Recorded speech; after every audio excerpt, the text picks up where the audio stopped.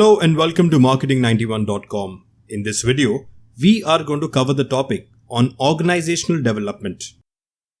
Let's start with the definition. Organizational development can be defined as a systematic application of behavioral science knowledge at various levels, group, intergroup, and total organization to bring about planned change. Some of the characteristics of organizational development include: first, attempt to create conditions responsive to human needs. Second, conducted under supervision of experts called change agents. Third, focusing or training employees to identify and solve problems currently faced on the job. Fourth, long-term OD programs. Fifth, participants in OD programs learn through experiential learning. Sixth, tackles problems at all organizational levels. And finally, contingency-oriented in nature and formulates plans according to the specific requirements of a situation.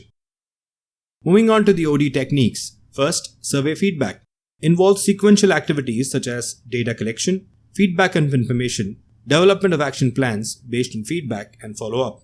It is cost-effective and a desirable method for implementing a comprehensive OD program.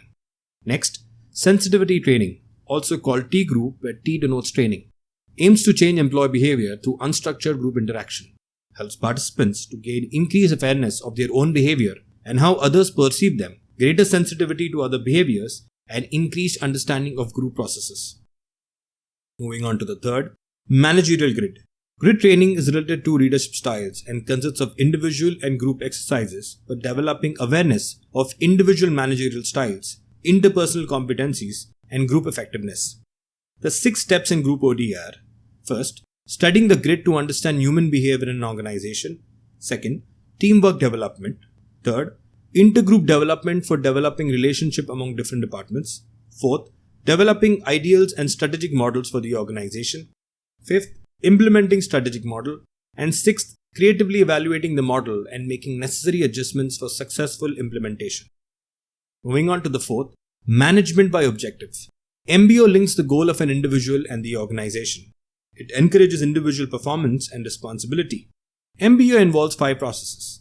First, top management designs and develop objectives. Second, clarifying organizational goals. Third, developing action plans. Fourth, periodic performance reviews. And finally, yearly performance appraisals. Moving on to the 5th technique of team building, an effective approach to develop and maintain team culture in an organization. It helps grows members improve their interpersonal and problem-solving skills.